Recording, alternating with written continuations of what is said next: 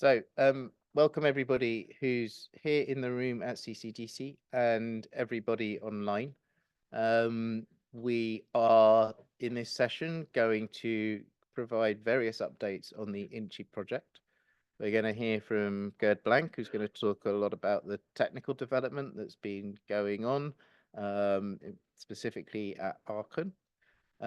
We will then hear from Jonathan Goodman, Secretary of the IUPAC InChI Subcommittee, who will talk about some of the developments towards new specifications.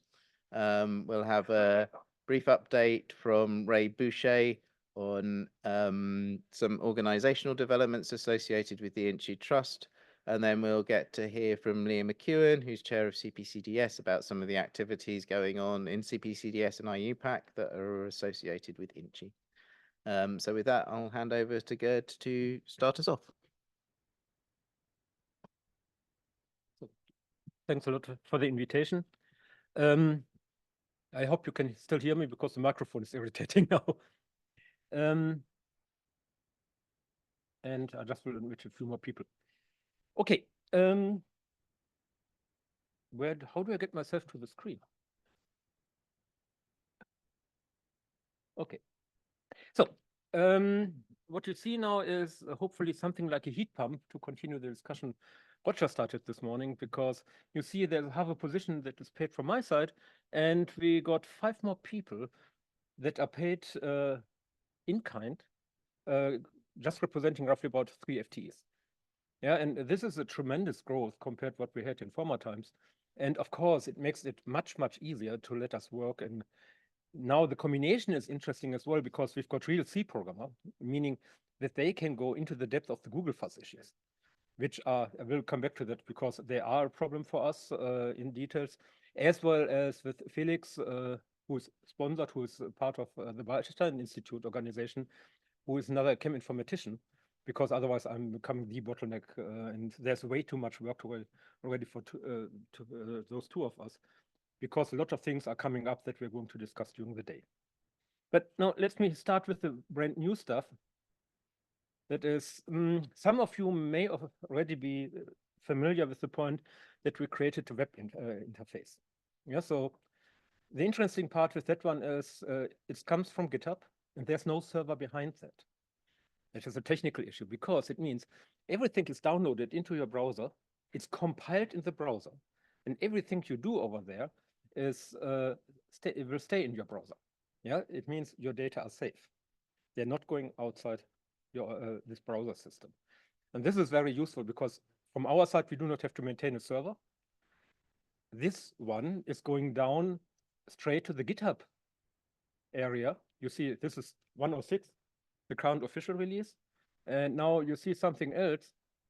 You see 107 beta 4, and that has been released yesterday. Yeah, so we are in the beta phases. The beta phases have the issue that we are fighting against Google. We got, I think, 30 official Google reports. Some of them were public because that have been that old. The others have come in very recently. And it's a little bit like the top of the iceberg. And if you just have seen the top, what's underneath? Yeah, and out of that one, that may be a play that may continue. We do not know. We have to see where we stop, because it doesn't make sense anymore. And I will leave a few words to that. In case you haven't seen that one, what it does is basically you just draw whatever you draw, and you see the InChI and InChI key and aux info is just coming in. And as well as you can work with convert molefile to InChI. You just copy molefile in, get it out again, and convert InChI to aux info. Plus the fact that you can work with reaction InChI, and of course, the node who supported it. This is a tool that is more general than what we had before with the Windows InChI system, WinChI, because now you can exit from all kinds of computer systems and operating systems, and it's available for everybody straight. As you see, you can just say, I would like to have this 106 version, or I would like to have the very latest version, because I want to test my very latest inorganic compounds, whatever is going there. Okay, so with that, we can celebrate the very latest release. And now we know most of you will be familiar with this circles that has been created by Jonathan to show the different levels of InChIs, people who worked with that one, with InChI basic on the basic part, as well as building up applications. And we are going to talk about the applications of the InChI quite a bit today as well. Anyway, so that's what we're talking about: release status, programming next steps, and how we are going to start in terms of organometallics. And that will be a little bit before Jonathan does his part, because otherwise we have to change machines or have to change the programs, the organometallics, and short about reaction engine. Okay. So that's where we are in the current moment. That is actually the full overview of InChI and the working groups we have right now. We know we've got 106 released since ages, since 2020. Now the 107 beta is out just since yesterday. That means we have roughly cleaned about 3,000 warnings, errors partly that were behind the warnings, a lot of hints, and most of them were just related to issues in terms of the memory handling. That sounds pretty abstract, but in practice that may mean that, if you've got any string, and we are working with strings at the end, so our compound is a string for the technical part, and if this string is just somewhere in the memory a bit, and unfortunately, because of the error, it's overwritten by something else, you lose your information. And at the end, you do not know what was coming out of that one, because it's an uncertainty issue. So that's the reason why we had to start to clean it up, which obviously took much more time than we thought about, but that's a problem because we took it over, we didn't know the program. And those are the details that you have to find out once you work on it. Okay, what is coming up next? Molecular inorganics, stereochemistry defined by André. Tautomers, Mark is somewhere on the line. S groups and S group data are part of the full support of V2 mole files for registration. We do already a major part of the S groups, but we do not support S group data. This sounds big, but it's not. And the isotopologues. And I think on the longer term run, we have the variable molecules Jonathan is working on, the large molecules, and getting some ideas around those. On the other hand, we've got the applications. So Reaction InChI is released already since 2017, published. You've got QR codes. In the test phase, we just have the InChI web demo that I just showed. It works pretty stable. So yeah, but formally it's still testing since Resolver. Reaction InChI is somewhere in between because it's ready, but it's waiting for the final 107 release. So that we just have the same InChI system underneath. Awaiting coding is mixture InChI, and 1.2 for reaction InChI we will talk about shortly later. And on the longer term run, well, actually, it may not be that long anymore. That is a former comment. We are talking about nano InChIs as well. So that is the current time frame, the current moment. Obviously, we are here. So with the 26th of March, that was yesterday for the release. We still hope that at the end of Q3, we have got something for inorganics, organometallics. More about that later. And that will be followed by enhanced stereochemistry, or maybe joined with, depending how much we need for inorganics, organometallics, because we have to extend the stereochemistry anyway, which means we can hopefully just work on the enhanced stereochemistry as well and implement it into the code. In the longer term run, we have the tautomers, S groups, and isotopologues. This date is much more defined by the current support, end of the support, which will hopefully take longer at the end. In terms of application framework, obviously, those are just, we do not know really how far we come up with that one. Resolver is in the test phase. InChI web demo is testing 1.1, same story. And all the other parts must be developed now. Okay, that's about the roadmap. Besides the fact that, of course, beta 04 can be found now in GitHub. So we moved the entire development to GitHub meanwhile. Yeah, that is one of the issues we discussed for ages, but that has been done. We had the fix that are created within within beta 4 that way that we had a quite interesting problem with Boutin 2 if you just moved it back from InChI to structure, because the cis-trans relationship was not kept. It was interesting how it was created because it was a bug fix of a memory issue. Now you see the importance of those memory parts. Yeah, so if they're not set up right, we may find somewhere in the very far end an issue we haven't seen before, and you're not aware about it. And we will have to extend testing, obviously, to this point as well. So with beta 3, we already fixed 8 Google Fuzz issues, and 5 new ones came in. Yeah, that was the point of the iceberg. And now, how many? They reported already the fix. They already tested the new version yesterday. Some things have been fixed, reported since the beta 4 yesterday. Okay, so out of roughly 20, now we have to see what's coming back. But unfortunately, those ones they found as a new issue came up a little bit later, so it's in the air. Those are the main errors that have been reported. I said memory issues altogether. There is an issue. We had a discussion about speed. Yeah, so our impression was the speed is just like the old one, or the speed is about 20% faster. The background why it may vary, and now may vary again with the new version, is that the fixes for those memory issues may just slow down the speed of the program. Because in some of the cases, they are not that easy to fix, and that makes another workaround, and we see that one in time. It doesn't mean, that it's still fast, but, we're just talking about percentage. Have in mind, if we run the full PubChem substance level 400 million, Evan? No, sorry. The substance level have got 400 million compounds? The substances are over 300 million. Over 300 million. That takes us about 7 hours. Yeah, and okay, there you see the differences if you've got 5% more or less, but in the normal use, it should be fine. But this is the reason why the final word about speed is not set. Yeah, so it depends how well we are able to fix those memory issues. In terms of timing, we have to find out is something between 2 and 3 hours on multiple days.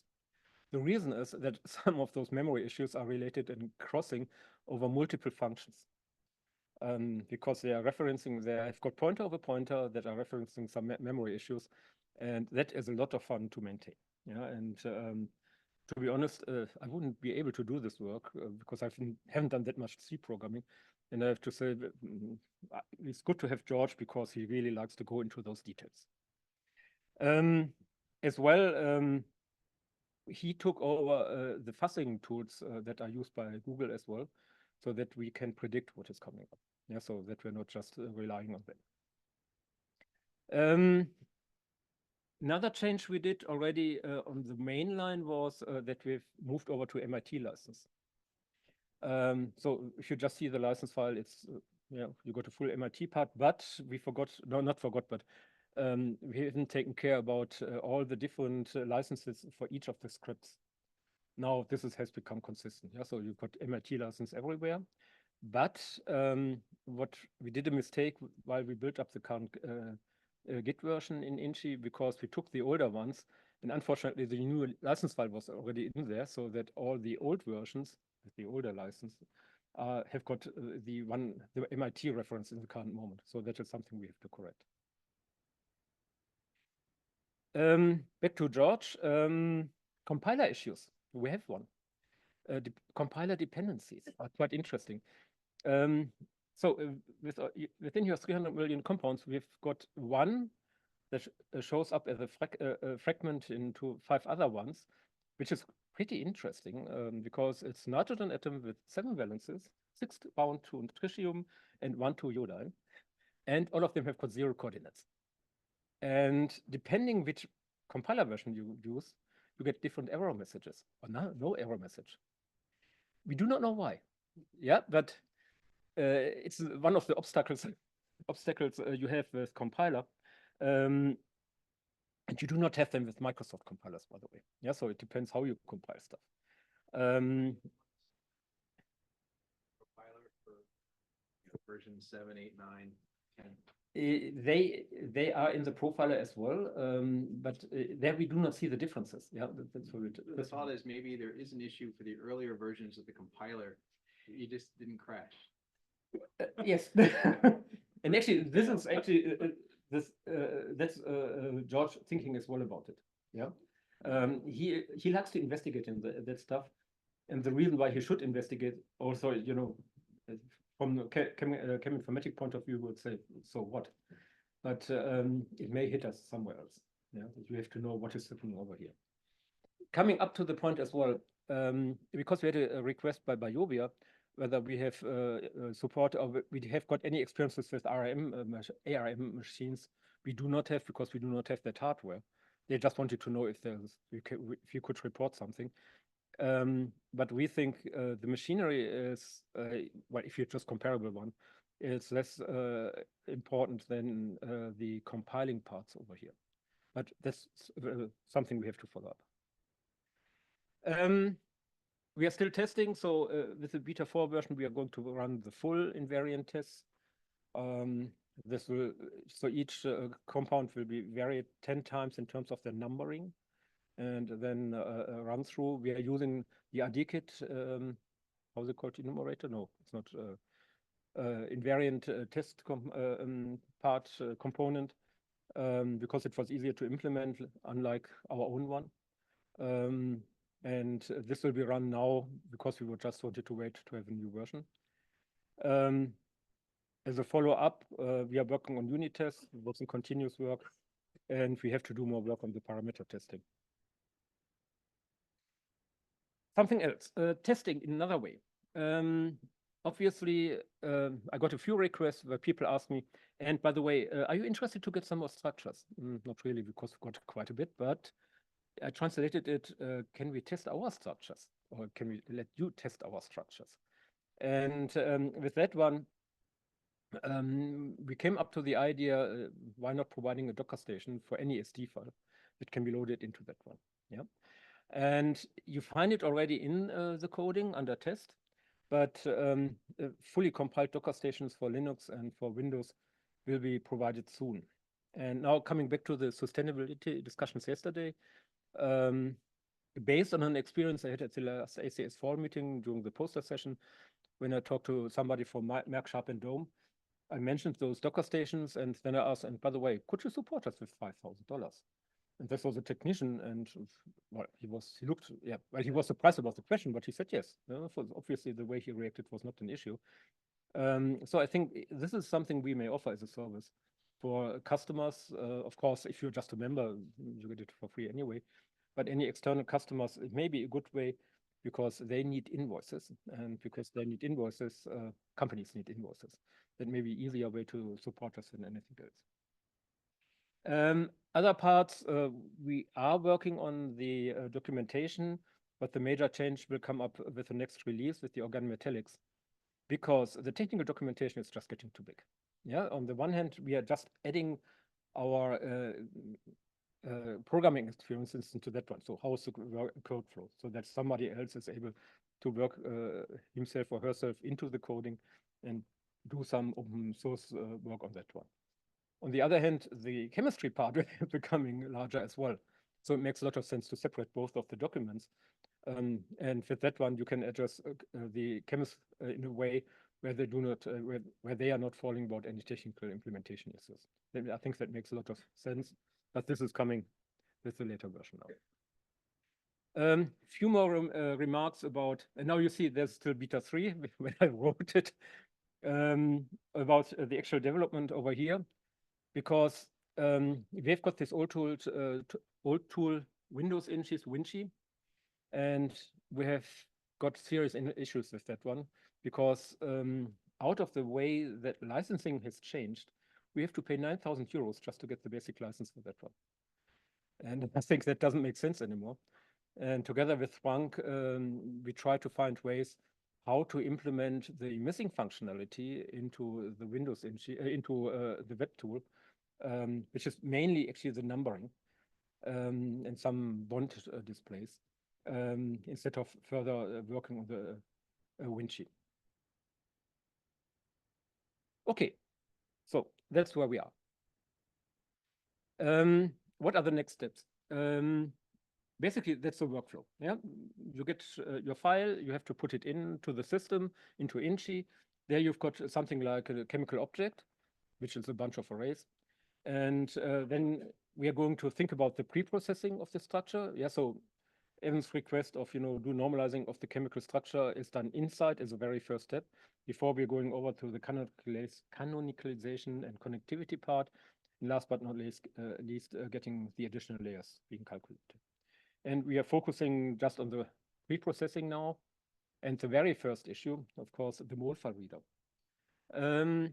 Actually, we are doing QA. This goes back to a remark by Evan. There's something in V3 mole file readers that seems to be a little bit odd. And there is something odd. So basically, we're really taking V2, V3 mole files, transferring it over, just checking what type of data have been coming in, how they look like, and just compare that one and all of that in 2D and 3D. Yeah, we roughly have about 200 to 300 structures that are just one item per structure. Yeah, so one tetrahedral center, one blah, blah, blah. And out of that one, it's an easy way to find out how things are transferred into the system and what is missing. And in our case, for example, V3 S group brackets have a few issues that are not transported. The other part we are just working on right now is the structure normalization functionality, which is just on a very general level, because at the end we have to break bonds, we have to create bonds, and we have to exchange bonds. Yeah, especially the exchange of the bonds just related to the new bond types we are using in organometallics, so coordinative bonds, dative bonds, and haptic bonds. While we are developing the rules for that as well in parallel. But those is type of functionality we need anyway, so that we can just work on it already now. Okay. What we have to start now in the subcommittee is the versioning issue. Yeah, so how are we going to call the version? We have got a few rules because we have to use a 2.x version if you've got any changes in the major changes in the canonicalization, because then we are not compatible anymore. But it's more likely that we have a longer string, especially in the second.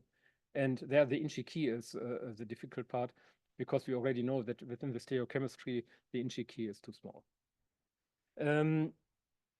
The other part is we would like to keep an 1.x as long as possible, because that means to everybody that there are not any further or major format changes, and that they can continue with the ones they have. But there's another issue about versioning. What are we going to do with 1.1 in terms of the InChI key? Because InChI key just knows A. It does not know A.A. Yeah, that is a limitation we have out of that one. So on the InChI key side, we will not be able to differentiate between an InChI key that has been calculated with the 1.0x version and a 1.1 or higher version. That's something we have to discuss. And part of that discussion we have to come up with is how are we going to transfer from the old version to the new one? What rules are we going to set up for that? How shall the InChI look like? That has to be part of upcoming subcommittee meetings, and we have to prepare it over there to get clean rules we can follow up. Oh, is she in? I hope. Now, another next step is, because now we are talking about the content part. We are just working on the organometallic rules. Now we can really, the question is, do we have to break a bond? What are the conditions? Blah, blah, blah.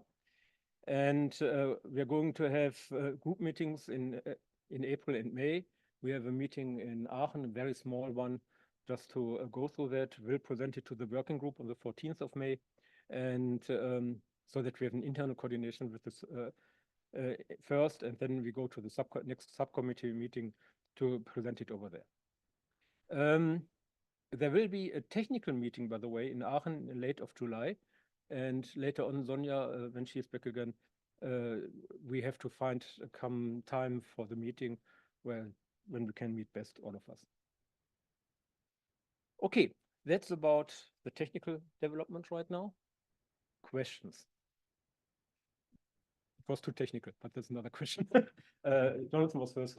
Yeah, so in the room, if we can use a microphone so people the other side of the world can. How do we know the InChI key isn't long enough? Actually, because of your work. No, you collected the peptide sequences that just have collisions, and out of that one, we most likely have to make it the stereochemistry part longer. This is the topic for further discussion. Yes. Yeah, as as said, that is an assumption we have to follow up. Yep. I had a couple of questions.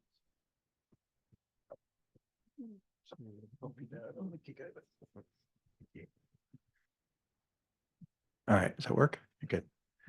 So one is, when do we expect a 1.07 RC release candidate or 1.07 F final? To be honest, beta 4 may be the first candidate for that. It really depends how Google is coming back now. Yeah, today got 3 or 4 fixes already announced. 7 already. Yeah, so that has reduced the list quite tremendously. I think we have to wait for a week to see what they are delivering, and then we have to take a decision on how far we come up with that. So you're saying before summer? Yeah, I hope so. It's Definitely by the end of summer. No. I hope, no. I hope that we have something for May. Okay, by May. That would be good. Well, actually, that now 2 reasons. Yeah. So first problem is really this Google stuff, because otherwise we never get it out. So we should try to fix as much as possible. The other point is we need the code as well for the further development, and we shouldn't use buggy code. Would like to avoid that one. Yeah, so that's why we need internally as soon as possible, and of course we have to come out politically soon. So the other question is having to do with the versioning of the InChI key. Is it even really necessary? I think that's the general discussion. I think If the InChI key itself doesn't fundamentally change, so a preprocessor, you are optionally changing the structure before it goes into the standardizer. In theory, that could be done even external to the InChI code itself. which we would like to avoid, because then it's not done by everybody. It has to be internal. Yeah, but this is the first step I described. Yeah, and it was just a question. Yeah? So if we are talking about 1.5, I do not have an answer to that one. Yeah? So in the current moment, first, as you know, it's another version. We should reflect it in the key as well. But you may be right to say it's okay. Yeah, it depends a little bit how we're going to implement it as well. That's, all these versioning discussions will have to follow now. I mean, if you change the format or you do other things, you make it longer. It's definitely like you want to version it for sure. Yeah, but then you come up to a 2 version. You shouldn't mix it up with any 1 version if you do a format change. Or if, we know that we have an issue with the canonicization. The very well-known 0.05%, I don't know, the 440 structures that are not converted consistently. They look like an issue that has been reported about the algorithm we used, and that has been fixed meanwhile. Do we want to fix it? No. If I come up from the programmer side of view, yes. If I come up to the risk point of view, no, because we are talking about the canonicization. If there are any changes, the risk is very high that we do changes into organics as well. Yeah, that is one of the questions mark. Most likely, this is, that shall be fixed when we just move over to really new release, like a 2-point-something release. So Julia raised hands. What question here from you there? Where do I see those? Hi, can you hear me? Yes. Oh, yeah. We can hear you. Yeah, hi. I have 2 questions. So first question is if you could go back to the web tool that you demoed. No, should come up. Yeah, here we are. And this is the 106, right? No, It depends, It because depends. you can select it Okay. over here now. And this is really 107 beta now. If you what happens if you select 106? No, actually, that has been in since 3 weeks that you could select it. And now with the new release, it's official. Oh, sorry. So you cannot demo 106. Oh, yes, Is you that- can.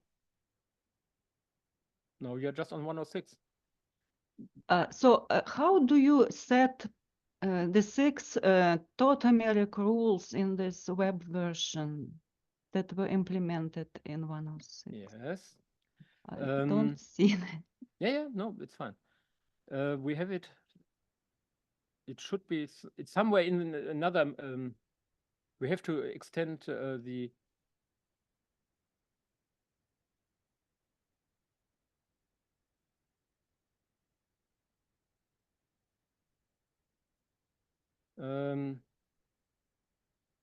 actually, I haven't tested it. That's too new. Sorry.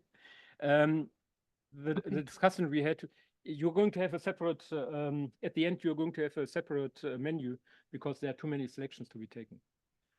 They are addressable with the exe file anyway. I just have to check how we can do it right now. Otherwise, it will be in shortly. Okay.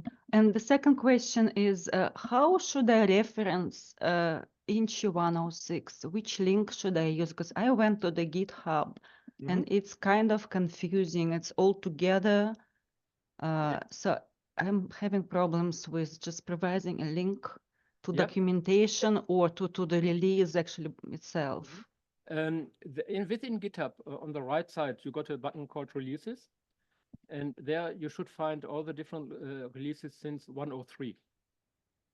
Yeah, and therefore 106 as well. And that replaces, or well, actually, it's in parallel with what you get from the InChI pages, web pages, and you can as an alternative download. Yeah, Okay, so, thank you. So if I click, you go to GitHub on the right. So I cannot reference the particular. I just should reference the all releases, right? Is that? Yep. Yeah, or you can actually, if you're just interested in the documentation, for example, within the release, you find the 106 documentation. Okay, got it. Thank you. Thanks. Steve? Just a quick question. How many people actually report bugs besides Google? Actually, the other bugs that have been, well, actually, first we find internally quite a bunch. Yeah. And more than we had before. And besides that one, we had not that amount of bug reports up to now. Evan, Evan's working group reported a few things that should be fixed. But then we already have the major parts of bugs that have been reported. Okay, so half a dozen people at most? Yeah. Okay. Thank you. Assuming that your group is not that big. Well, we count him as one. Okay, any more questions? If not, I just continue. Now I'm just starting with the inorganics. Yeah, because I'm just still on the same slide, so we'll. All right. Oh, So yep. I think just one comment before we do move on is just say thank you to the developers who have been doing all the work that you've talked about as well, and we appreciate that. And I have to say, it's quite interesting to work with them because all of us have got quite different working times, biologically seen. Yeah, so we've got George is a night worker, Naumann is a morning worker, Jan the tester as well, and I'm in the middle. So the best meeting time is around 1 o'clock or 2 o'clock. George is just jumping out of the bed, and the others are looking into the afternoon. And to make things worse, Naumann is partly working from home, which is Pakistan. And then we've got another 4 hours. Good. Let's see where we are with the inorganics. I'm just reporting what we said within the inorganic working group or the organic metallics working group. To come to an agreement, we only said, we would like to see those compounds being identical that are just within the same cell. Yeah, so different version of large lithium hydroxide. Which one we have to choose for the representation within the programming, that has been left open. Yeah, so we haven't talked about it. those two have to be identical. And actually, that looks pretty good automatically because the way InChI works. Those ones have to be seen identical, or that one. And it's getting worse, of course, if you have seen something, some of those complexes, all of them are different. Yeah, but we have to find ways to have them uniquely represented within InChI. And this is already quite foreseeable because those are in German called sizes. I don't know. Basically, that's the most simple, easy structure in terms of coordination. Again, blocks of identical representations. Here you see the very difficult case of ferrocene, and that's why it's nice to work with that one, because you got already a bunch of representations in the database, and I think even Reaxis has got 15 different representations. Somebody told me sometime. That is partly coming out of history. Yeah, so those are on this one and this one are historical versions that we do not see being identical anymore. We're seeing them being different, and those more or less represent the current representation status for the last 10 years or so. Okay, where are we right now? So as said, we are just working on the bond handling. Richard, Claire, we're going to meet, most likely Claire as well, for the formal part, having a meeting in Aachen, just to go to some of those details, because you may have an idea, and then Claire is wonderful because she knows the CCDC database up and down and sidewards, whatever, and she comes up with any other example that may not fit into that. And that's what we need right now. Yeah, so I can follow up, but I haven't done that much in inorganic, or it's a long time ago that I can actively work on that. Yeah, so it's good to have this smaller group. At the end of this meeting, we're going to have this working group meeting, just to get the formal setup of the working group with those rules we're going to set up. And from there, we're going to the subcommittee. So at the end, the subcommittee meeting at the end of May run the organometallics into details.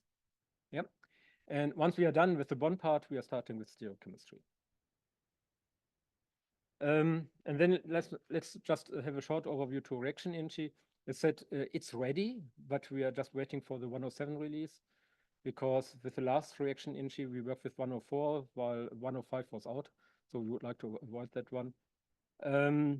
New thing coming up that has been developed by Günter Grete, or the development is driven by Günter Grete, is that we are creating a web tool, a web tutorial to let other people come into reaction InChI and play with that one to show how that could be used. And this could be actually extended pretty easily forward to InChI as well.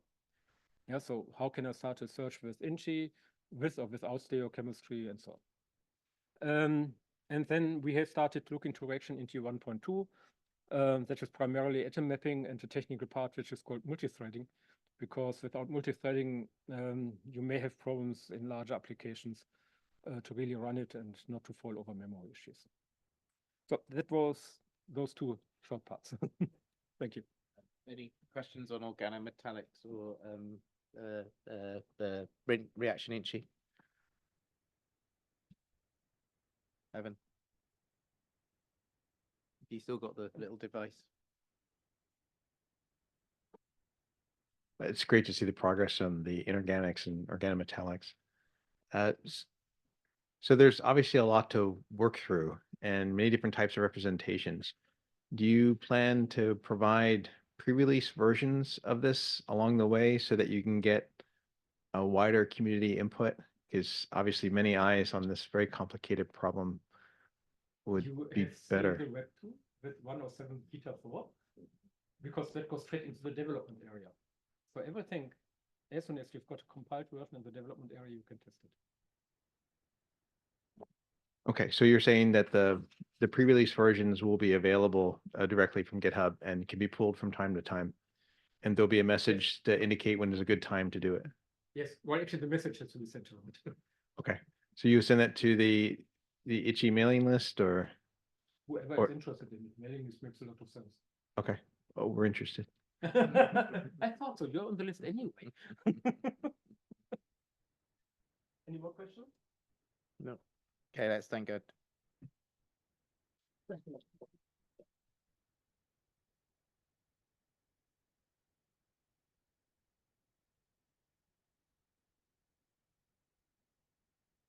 Hopefully online you can see a wheel of InChI, which Jonathan Goodman will now come to talk to us about.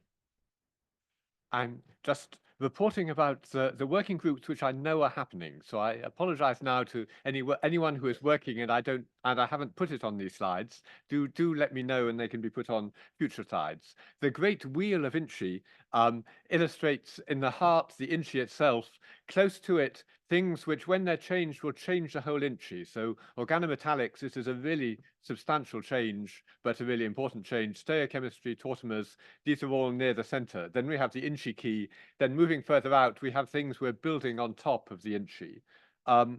So the InChI, the wheel of the InChI can all, is it possible to change the slides?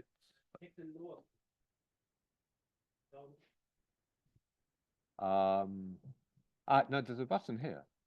Here we go. So you can explain all of InChI in one page, I think. And the working groups that I know about, well, there are 12 InChIs.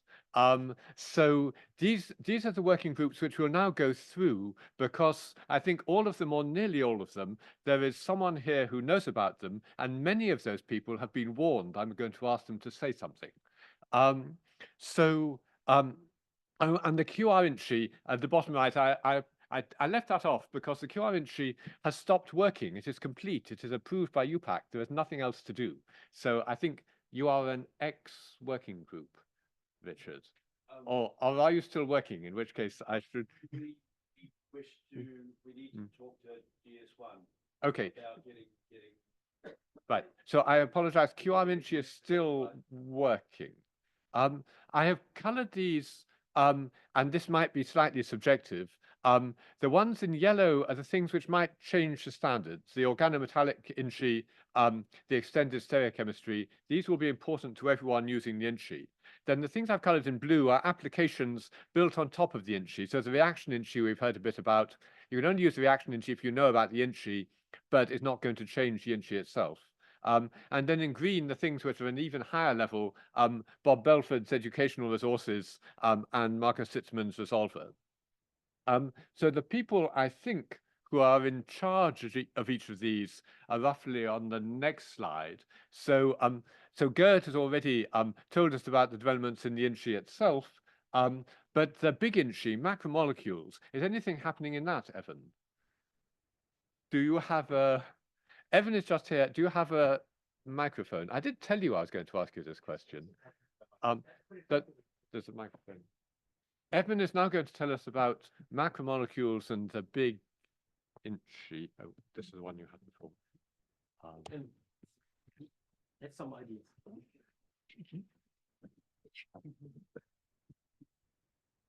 So in large molecules, there are many different levels of unknown. And one thought is to make the InChI a bit more like Helm in how it can describe things, using some form of unknown representation or parlance for things. And so there's, I think, for Helm, 5 different levels of unknownness, for lack of better words, which is well beyond, I think, the 2 levels that you currently have within the InChI. So it'll be interesting to see how we can bridge that gap. Thank you very much, Evan. Moving on to the extended stereochemistry. Oops, sorry. Now, Andre, you did, Andre is online, I think, and you were expecting to say something about extended stereochemistry. Are you there, Andre? Yeah, hello.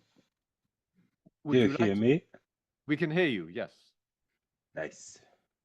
Hello. Extended stereochemistry incorporates some standard, quite standard stereochemistry, including classes that not currently covered by InChI, like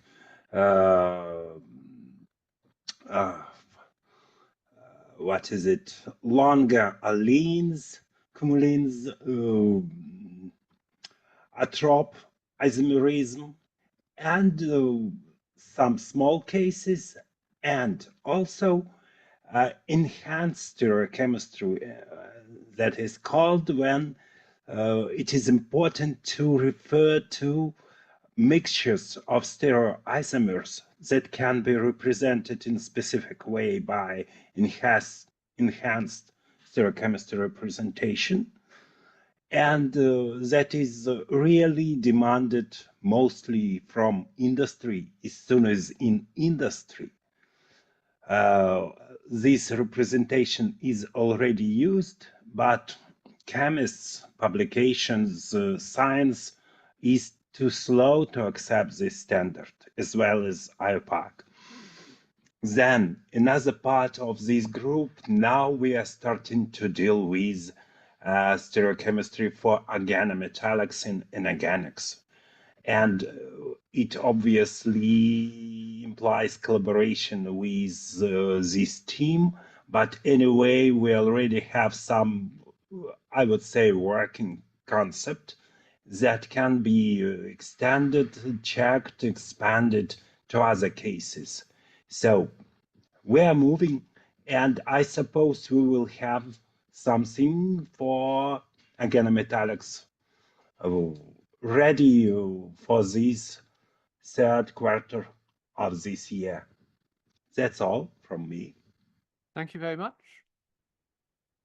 If we move on to isotopologues, Hunter isn't here today, but he has developed a scheme for considering different isotopologues within the InChI. The resolver,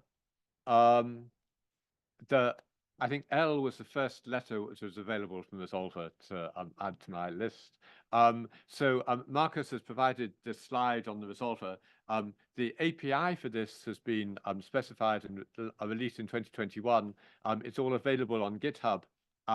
And Marcus, together with Mark Nicklaus and Wolf Dietrich, are working towards a new release, which might happen later on this year.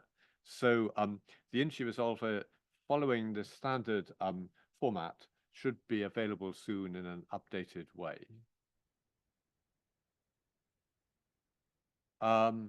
Continuing mixture InChI. So Gerd, do you have anything to add on this? So in terms of mixture InChI, the requirements are clear for quite a while. The prototype has been written about 5 years ago. We have to find time to really set it up, but I think we're coming up now. Thanks to the help by Felix, who is capable to do a lot of those effects which are necessary. And Leah and I just talked about that we should share a few copies over here. Okay, thank you very much. And then next, nanomaterials. So as we've been hearing earlier in the meeting, nanomaterials are big. So Isildt, would you tell us a little about what's going on in that working group? Sure. We have been busy over the last little while. So we stalled for a while just because everyone was busy, but we resurrected ourselves earlier this year and had a really useful couple of brainstorms to finalize our notation. And now that we have our notation finalized and we have agreed that the letter, a capital N, will be in front of each of our parts that are describing the core of the nanomaterial, we will continue to use the regular InChI for the ligands and small molecules. We will integrate some parts of mixture InChI where we want to distinguish, for example, an alloy compared to a chemically doped material.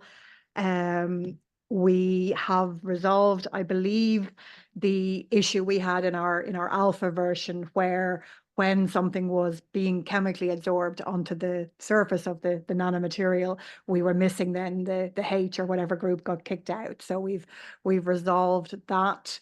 We've also come up with a way of starting from sort of the center of the material and doing the size along the plane from the center out, where we will then, if the material is hollow, for example, a carbon nanotube, that will be able to be incorporated because we can then indicate that the hollow part is either filled with air or with liquid. and then each of the layers will just be identified by the thickness of that layer, and its composition will be defined. So I think that the main part then was resolving our notation, making sure that it's going to be consistent with what is being done in InChI, so that it will be able to be integrated in that. We have then selected a whole bunch of examples that we will work through or are working through to present example NinChIs. So we've picked, to start fairly simple, a set of gold nanomaterials where we can look at a library of shapes, so how we will incorporate the shape descriptors, and that will be from the crystal space groups. We also then use the gold to show a whole range of different ligands, so whether they're physi-adsorbed, whether they're chemically adsorbed, whether there's some sort of additional reactions that, because we know what goes in, but we don't actually know necessarily how it looks on the surface in the end. So we'll need a little bit of reaction there. We've also then, so I mentioned shapes, we've also then looked also at sort of a more multi-component Lego model. There's a model in physics called a raspberry model, which is basically just clusters of smaller particles coming together. So we'll be integrating that. And we do need to talk, I think, to the polymer people at some point as well, because we also have, in many cases, the different types of polymer coatings on top of our nanoparticles. We're looking at core shell, I've mentioned hollow, I've mentioned doped materials. Non-stoichiometric came up earlier, so we have a couple of ways of dealing with that. Multicrystalline, we know there will be different proportions and different ratios, but we don't yet know how we might define the boundaries, but so that might be something we'll put off for a while.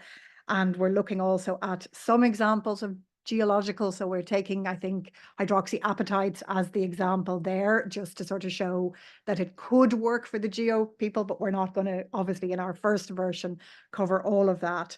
And then for other materials, we're thinking of looking at maybe the MXenes or some other complex materials, just as an example of how it could be used also in advanced materials more generally. So we have the notation in a document. Gerd is happy with it, which is the main thing.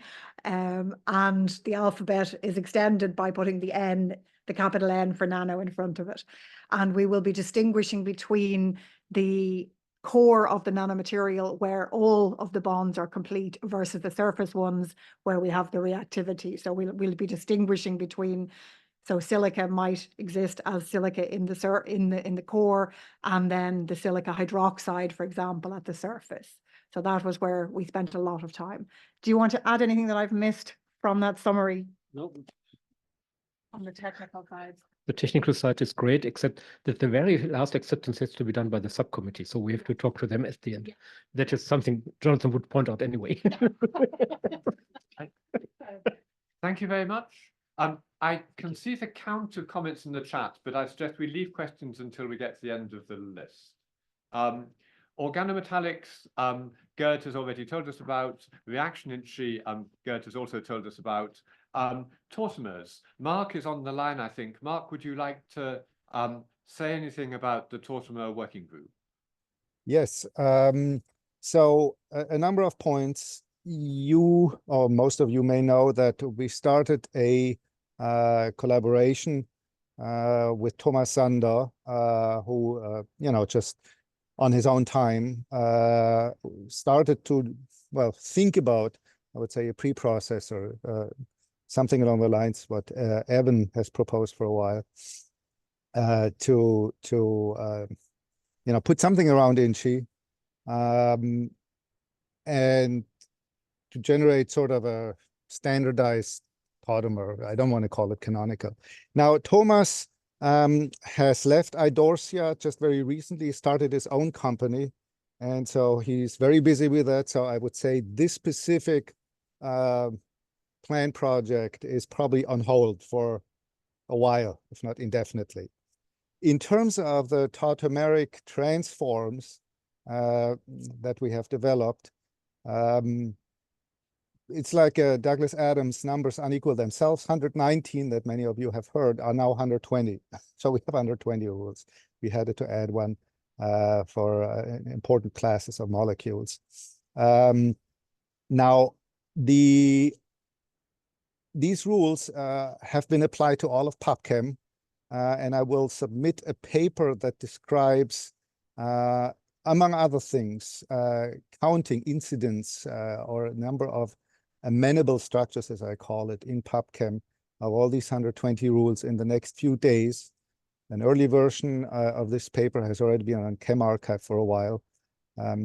One of the important things of this analysis is that it's not just prototropic rules that are frequently found. There are, for some of the valence tautomerism rules, there are millions of cases in PubChem where these rules are amenable. You find that the pattern matches a molecule.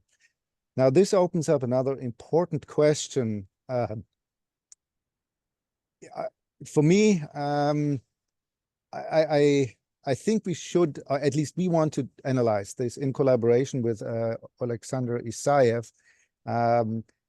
Which one of these rules can be called what I would designate as predictive versus perceptive? Predictive is something, is a rule that you can apply to generate a different tautomer that is energetically perfectly accessible. Of course, depending on the conditions, and that's well known. We can never really solve that issue, this chemical issue fully, to have an InChI with condition dependency, you know, acidic, basic, in water, in a different solvent, etc., etc.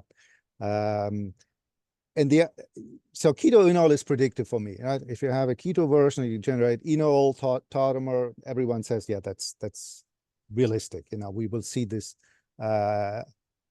in reality. Now, other rules I would more call perceptive. They are useful to find potential tautomeric cognates, or whatever you want to call them, but you should probably not apply them to generate new tautomers, because these tautomers will often be high energy, right? So I think this is something that we just started, and I think the results will take quite a while, probably toward the end of the year, to be able to categorize the 120 rules as predictive versus perceptive. And it may not even be that easy and that clear, but this could give a guidance, I would say, which ones to look at first for implementing. I agree with Gerd that this should be part of the InChI, maybe not the internal InChI algorithm, but the InChI code. You know, it should not be done externally, and people do it or people don't do it. Then we have no standard anymore. So this is, I would say, where we stand currently. So I would encourage the programmers, the 5 people that Gerd showed on his initial slide, to really think about how do we handle ring chain tautomerism, prototropic, and valence tautomerism in some kind of preprocessor before the molecule will be submitted to the InChI algorithm itself, version 1.x or version 2. Thank you very much, Mark. Gerd, do you have a quick comment? Yes, do you have the microphone? Can you hear me? No, we don't know. The comment, my dream is to have this preprocessor part in a way that we can write the transformation as a reaction, that the reaction is mapped onto the actual structure we are working with, and if necessary, does correct that. So that we do not have to program each of them as a separate function, but having this is one large function using the different reactions as a type of mapping tool. Yeah. I mean, right now, each one of these rules, or not right now, I mean, all the time, and it will stay like that, is a SMERX. It's a SMERX that is specifically applied currently in the chemoinformatics toolkit Cactus. which means it kind of needs to be translated into whatever code will be written for this transformer. But I think from a chemoinformatics point of view, it's pretty clear what these rules are. Thank you very much. Perhaps we can keep further questions until the end. We have educational resources. Bob is on the line, I think. Would you like to say anything about these? I should say that you I'd run out of letters in OER, so you might be University InChI. Bob, are you there? Would you like to say anything about the educational resources? Yes, I can. Can you hear me? Yes, we can. Go ahead. Okay, our working group, we've integrated an open education resource into the InChI Trust website, which can be found through the resources link. And we have a tag taxonomy filter with about 150 items in it. We published an article in the Open Access Journal Chemistry Teacher International in January, which describes this resource. And we're also in the process of organizing a meeting in July at the University of Kentucky, right before the Biennial Conference of Chemical Education, where we hope to extend further. And the last comment I would just like to make quickly is that as the other working groups keep advancing stuff, I hope they keep an eye on educational applications and they reach out to us and provide us with resources that we can post into the open education resource. Thank you. Thank you very much. And then finally, we have the variable InChI, or the Marcouche InChI. It is now 100 years since Marcouche first published his patent, so it's time to actually do something with the variable InChI. But as soon as you look hard at the Marcouche, it becomes sort of mysterious and undefined, very like the East Midlands. And so we have to. So what we've decided to do is, instead of finding out deciding exactly what to do and then doing it, we have been enjoying ourselves writing Python programs which do things we think are interesting and hope people might try them and see how useful they are. So I'm very grateful to a series of master students, Alex Lapsley, Abdullah Katene, and America Novoviska, most especially, who have been writing programs which take version 3 mol files, because version 3 mol files, of course, can encode Marcouche structures, and turning them into magnificent fairly canonical Marc inches. So if you would like to try this, then do go to GitHub, download our program, and you'll be able to generate, I hesitate to call this beta, a preliminary experimental version of the Marcouche InChI. It's certainly fun to generate lots of structures this way. It may even be useful. So there is a larger working group whom I haven't listed here, and if any of you are on the line, yes, I know we need a meeting and we'll do it soon, but Marcouche is developing. I'm conscious of Roger's comment earlier that this possibly is something that should be sponsored, so should we be careful not to solve it. I don't think we have solved it, but I think we've developed something which is useful. It is a partial description of Marcouche-like structures of variable structure, and I think this will be interesting as a step towards a final definitive Marcouche InChI. So that takes us through all the working groups, and there are questions. Yes, Gerd first. Where are the polymers? Where are the polymers? Because that goes after the first foot. Would anyone like to say anything about polymers? I'm sorry, polymers are so important that they. Sorry? We had macromolecules, No, but they're not polymers, are they? They're not polymers. No. Is there a polymer? Andre, I know, has been involved with polymers. Yeah. So there are a subgroup of stereochemistry. Because we said, we do not include polymers into 107 release. Yeah. We need a group to take the next decisions. And that's why I'm really asking for the group. So who feels to be a member of that one? Yeah, obviously I can say something about that one. Is the ultimate member? Okay. Richard, but don't we have a group within IUPAC that is looking into the work of polymers, Division 4?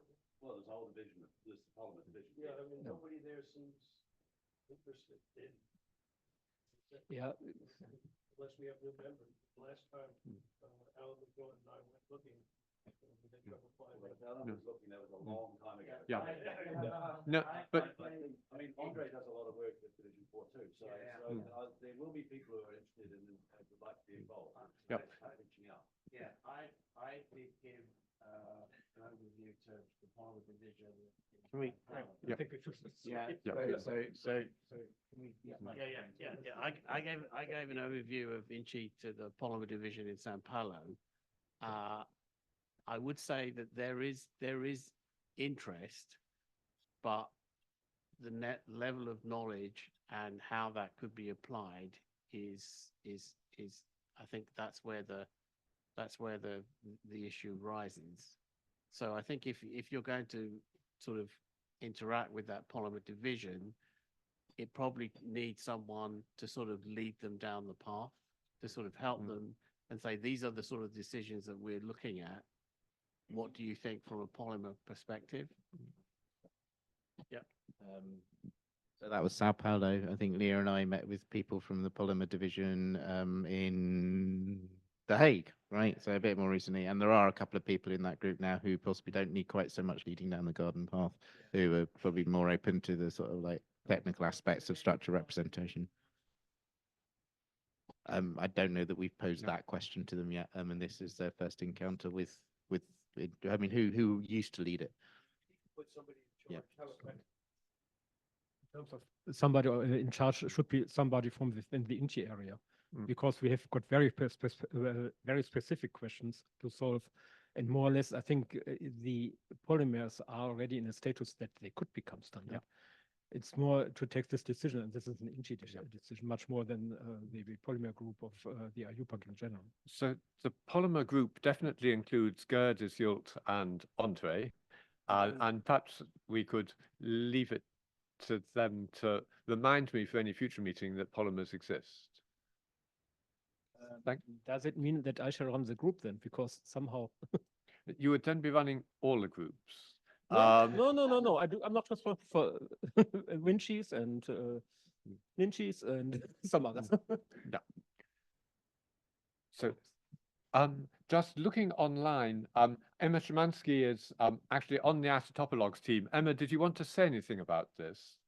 Are you there? Would you like to make a comment on isotopologues?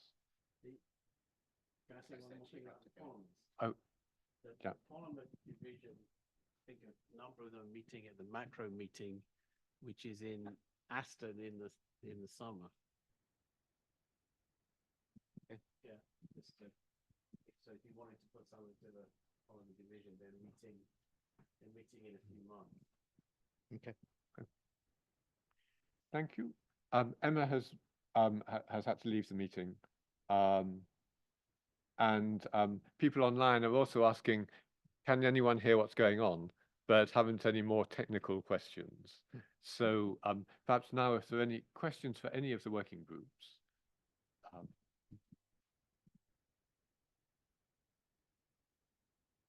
Yeah, I had a question about the variable and the marcouche. It seems to me that the patent offices in the United States and Europe and Japan would be a group that would be interested in this. And I'm just wondering if you'd had any contacts at all or discussions with them.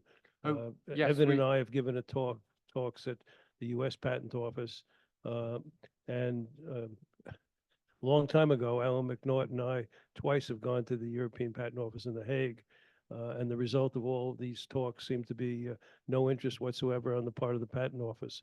So there's a question about, if that's a potentially large user group, why aren't they interested? We have some informal contacts with the US Patent Office who are interested in what we're doing on an informal level. I think the one issue is that we can't quite explain what we can do for them, and so they're not quite interested in what we can't tell them we can do. However, if we can, since we're now in the place where we can write a program which does something, then I think we're now getting towards a point where we can actually go to the patent offices and say, look, we have a program which does something. Is this of interest? And they'll probably say it needs to be changed, but at least it's the beginning of a discussion. So I think it's based on your tremendous work of 20 years ago or whenever you went there, we might now be able to push this forward based on the work that has been done, just playing around with possible representations. Evan, You need a microphone before you say anything.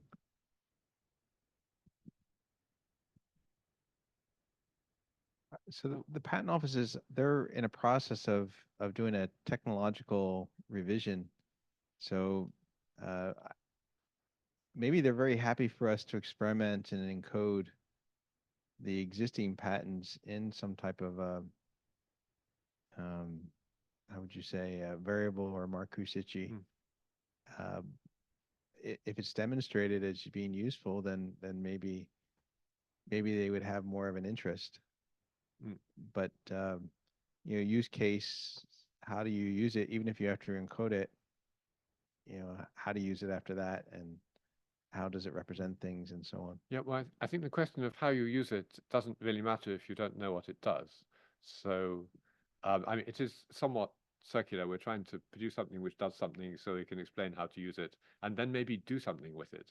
So Well, we there was can a Marcuse protocol that was put together back in 2012.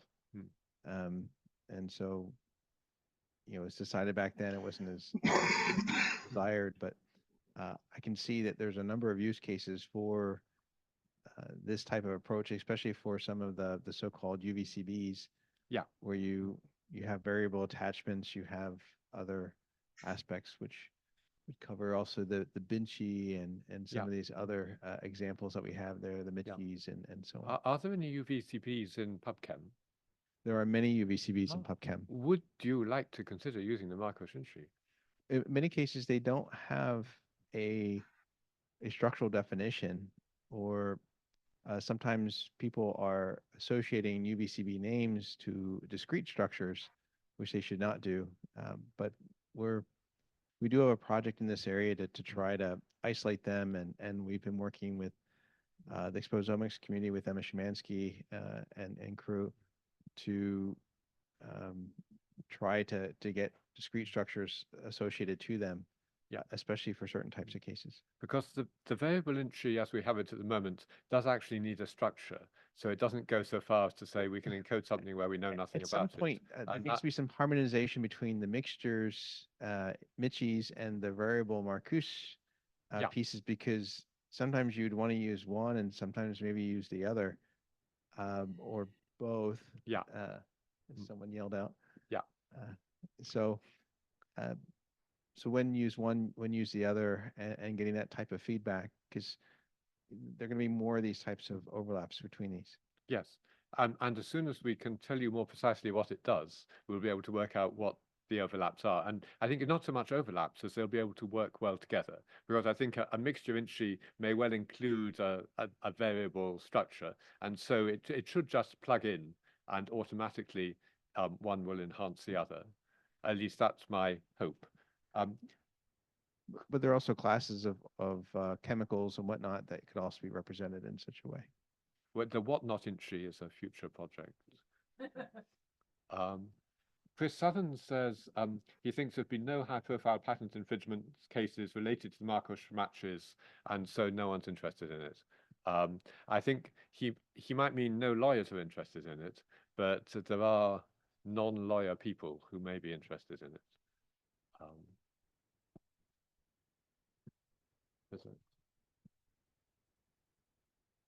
Try to get back to nanomaterials and what you've said about nanotubes.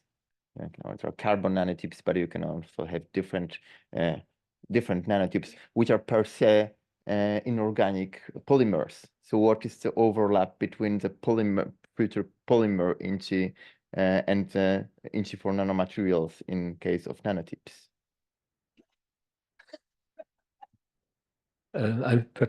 I give the answer. So the current implementation of polymers goes back to what is possible within a mole file. That are basically any brackets that describe a polymer. In the case of nanomaterials, it becomes more complex. Yeah, so that may be parts of this description. And we have to see how far we come up with it. That's under work. Well, yes. Yeah. Thank you. I mean, it should be like a unified description. I mean, not to envisage something completely new for the polymers. If there is there are existing descriptors for nanomaterials.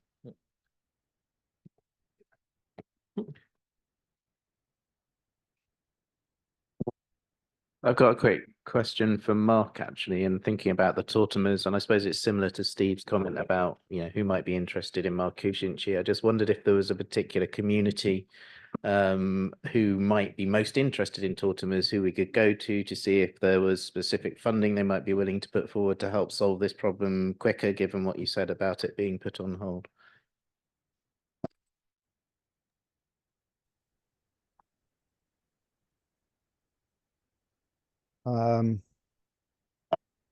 So, Ian, were you asking me specifically for an answer to Yeah, this? whether there's a specific community that you're aware of who are very, very interested in tautomers and that we might want to go to see if they're willing to sponsor more work in this area. Well, I think there is a community that should be, and maybe is not or not yet that much interested, which is actually the drug development and drug usage. And as you know, there was a project that some of you were involved in or are involved in at the precision FDA level of studying the total InChI, the experimental InChI with the 6 additional rules out of the now 120, in terms of tautomers that may include drug products or compounds that could become drugs. So this is very new. This was just the report on this was just released. Julia can say more about that because she was the one who was essentially running this project.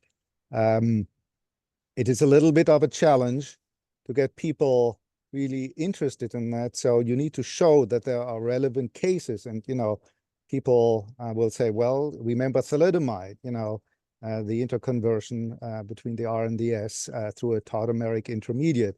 And this is part of the analysis that I mentioned earlier, actually running QM calculations and trying to figure out how easily this can happen. And these computations are non-trivial, okay, because you can at best do them in a water model typically, and typically you do them in vacuum. And you know that for drug molecules, vacuum is a relatively irrelevant environment. So I know this is not the answer maybe that you would ideally like to hear, but we are working toward interest in the drug development and the drug,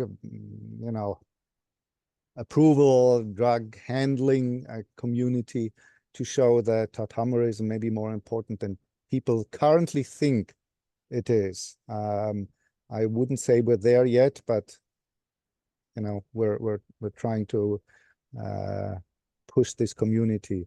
I know of other people, and when I say drugs, this is one type of organic molecule that's relevant. I've had discussions with people in the agrochemical field, and they say it's very important for us. And Gerd can say much more about that because Gerd was involved in these projects actually, right? So maybe Gerd wants to add to this. So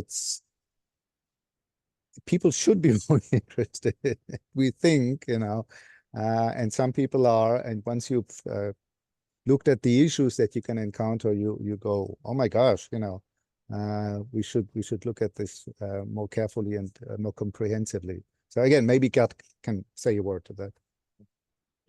I think we'll move on if that's okay, Gerd. But I think that's a super answer, and I suppose it shows how InChI can help.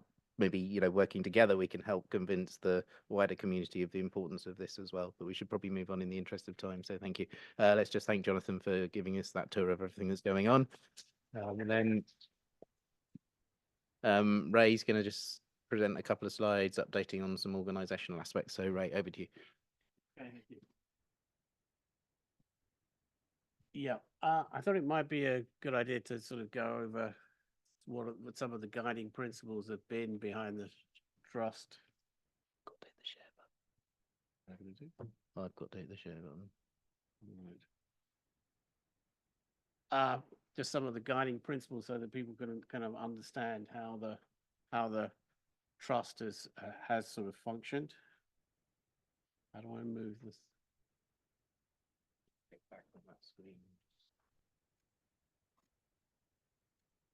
Yeah. Okay. It's hidden, but there we go. Yeah.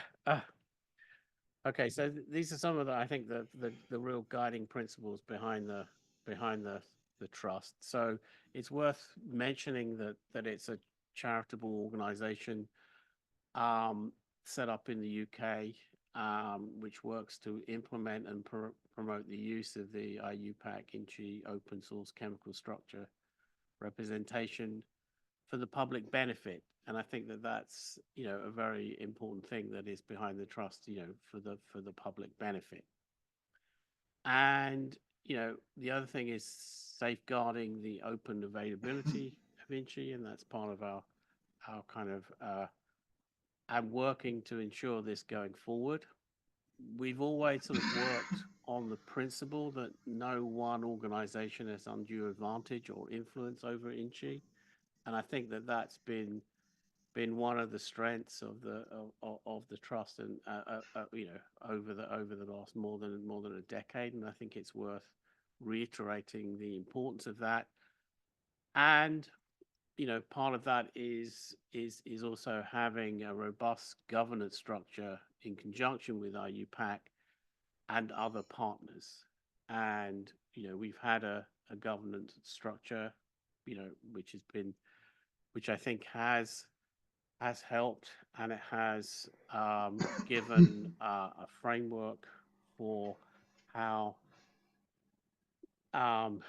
we've been able to actually sort of support and influence, help with outreach, set up events. People have gone around, Steve's gone around and given many presentations all over the world. So I think it's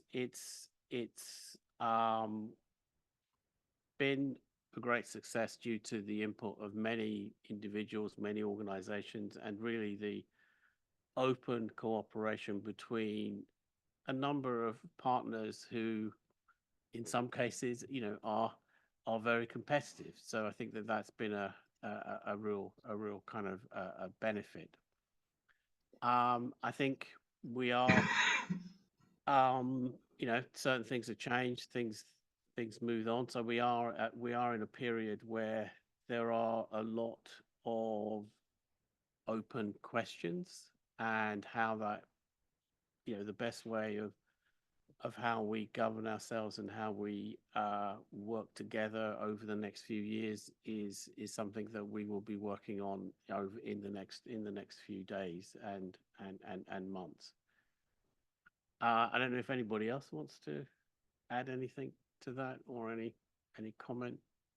Anyone disagree with any of the guiding principles, or no? Okay, I'll move on to the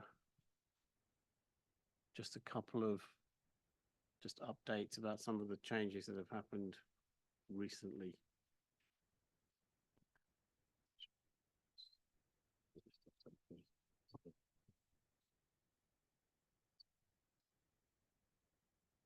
Okay, sorry, it always gets a bit weird if you try and show two things at the same time. And where's it gone? Organisational update.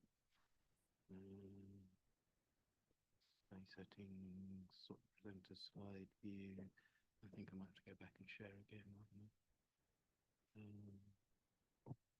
Screen. I have my time again. I'd have put them in one presentation.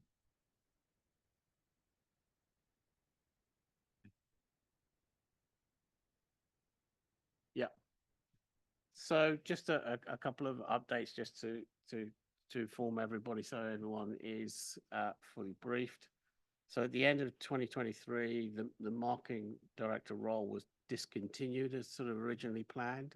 We had this role, we introduced this role during COVID to sort of compensate for lack of face-to-face community outreach, which we were spending, a part of our budget on. And so the trust would like to thank Rudy for all his efforts over the last couple of years, as we've now discontinued that role. At the end of 2023, the project director role was discontinued in its present form. as I mentioned, as a consequence of some of the recent developments, what we need going forward over the next few years still needs to be determined, and we're having, a meeting over the next couple of days to determine the governance needed to deliver our roadmap for the benefit of all stakeholders. And another change is Adam Sanford will be leaving the trust as the ACS CAS representative in March of this year, and is going to be replaced by Dawn George. And the trust would like to thank Adam for his many contributions and all of his efforts with us over the last few years. So that kind of gives everyone an update on the current status.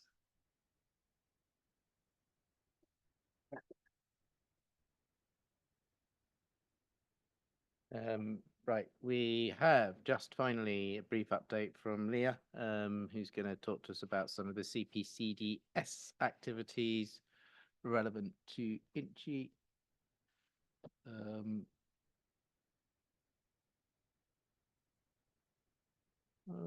Where's it? Oh, okay. No, don't worry, don't worry, don't worry. I need to hide these controls so I can do display settings and swap presenter view. Hopefully people online, can you see a slide that says IUPAC? Yeah. Yes. Okay, great. I just was sucking on one of those lovely candies provided by CCDC. My teeth are sticking together, so apologies for that. Good time. Okay, this is a really brief update because I didn't want to take away from from discussion about maybe the more technical or future directions.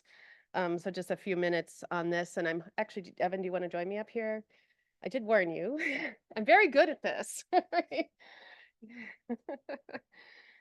Because you've been involved in some of these projects, so if there are some technical questions on some of these. So first of all, just a few words about what is the Committee on Publications in Cheminformatics Data Standards and IUPAC. So, and why would this be relevant for InChI in that committee?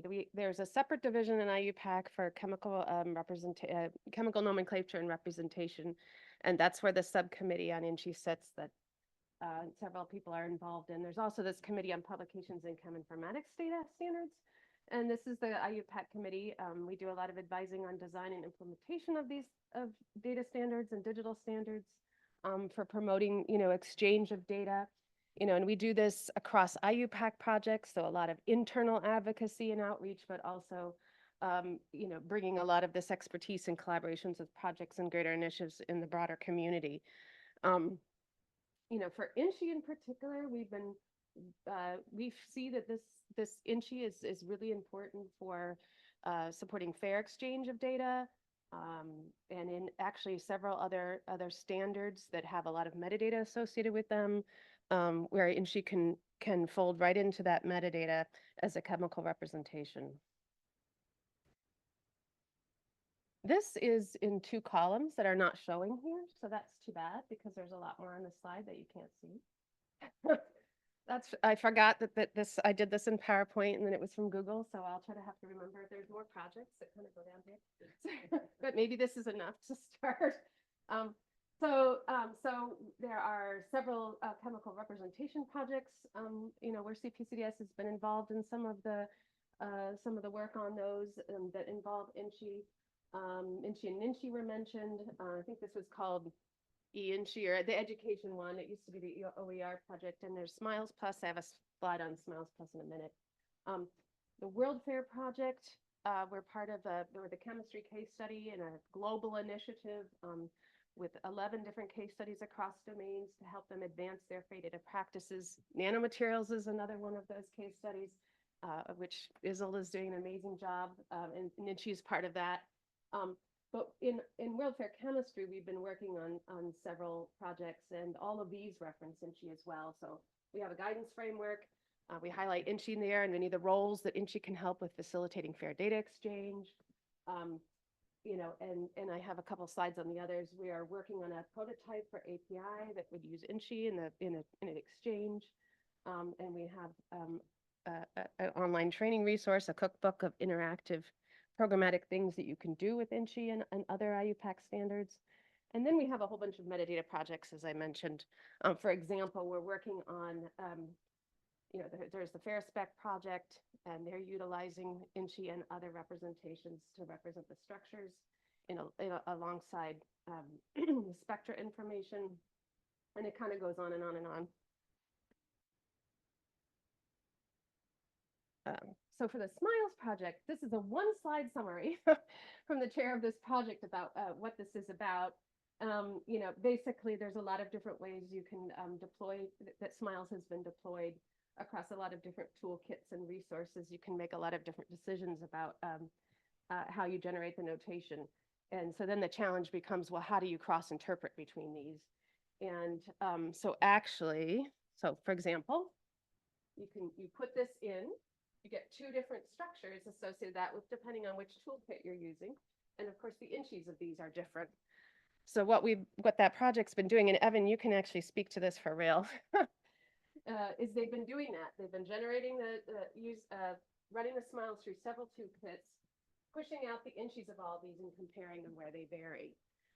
So there's a way of utilizing InChI to help validate the SMILES. So there's a nice example of a really important role for InChI in complement with another very common notation. So I just wanted to show that as an example. Do you want to say more about this project and the little tool that Vin's been working on?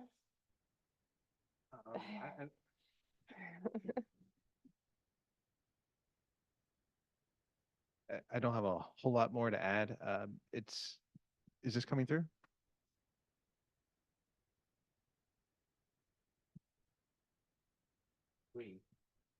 Green. Yeah. Okay. All right. So it should be fine. It's a great example of using InChI to do validation work. There are a zillion edge cases in SMILES, which are found across different toolkits, from simple as putting in an element and what isotope is then represented by that element, all the way to more interesting aspects, as shown here, just putting a double bond in a strange way. One toolkit, another toolkit will give you completely different aspects.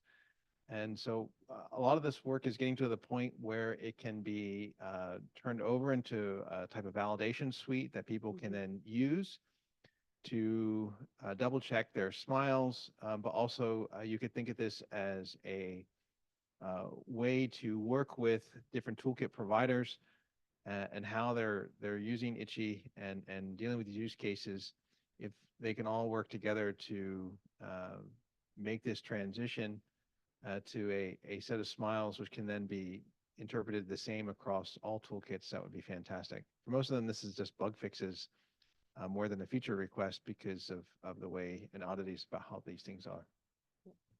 Thank you for that, Evan. So they're using both this method in the project itself, but also I think Vin is trying to build out a little service that the broader user community can use to validate their different SMILES strings depending on which toolkit they might have got it from. So that's one.